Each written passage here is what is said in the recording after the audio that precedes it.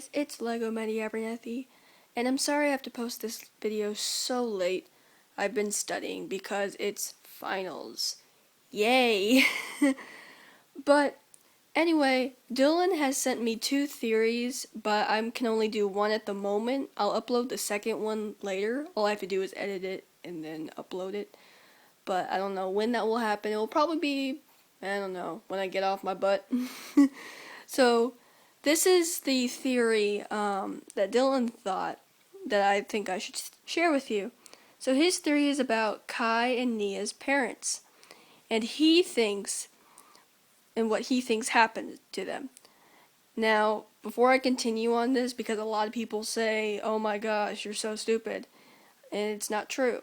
Well, this is just a theory, and some theories are not 100% accurate, but keep in mind we don't know much about the Ninjago ghost season, and that what makes theories for this season even more fun to do, and I enjoy it. So let's set up the theory before I actually get into the theory. So we all don't know much about Kai's parents. All we know is that they were elemental masters, blacksmiths. They fought against the Serpentine, and Kai's father hid the map to the elemental weapons, and they disappeared. That's pretty much all we know.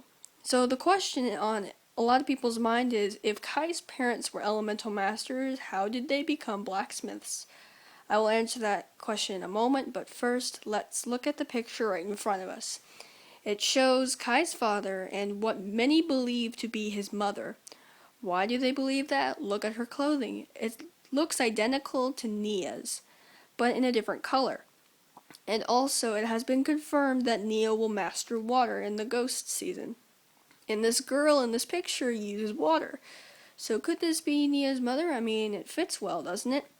And the other guy in the picture somewhat looks like Kai. The face, to me, looks a bit like Kai's facial features. Not to mention he's the master of fire too, but that's what I think. And I think we can all agree. If you don't, let me know why. Okay, now that we've set the theory's background, let's get into the actual theory. So they were both elemental masters, and they both fought in the Serpentine War and friended Wu. Then they probably got married and had kids. Kind of reminds me of, Avatar: The Last Airbender series. I mean, after the war, Aang and Katara got married and had kids, kind of seems like a match to me. But then what happens next? Well, Dylan believes after the war they went into hiding to protect their kids from something. And they hid in a small town and probably changed their identities and how they look. And also probably took a simple job like a blacksmith. So that's how they became blacksmiths. They also might have friended Wu in the war, like I've already said, and hid the map for their good friend. And he believes Nia's bracelet was probably something Kai's father gave to his mother as a gift, and then it was passed down to Nia. But we are still missing one more part. What the heck happened to them? Well, in the Tournament of Elements series, I don't really know the episode because there's so many Ninjago episodes you can't keep track. I'm sorry, I apologize for that.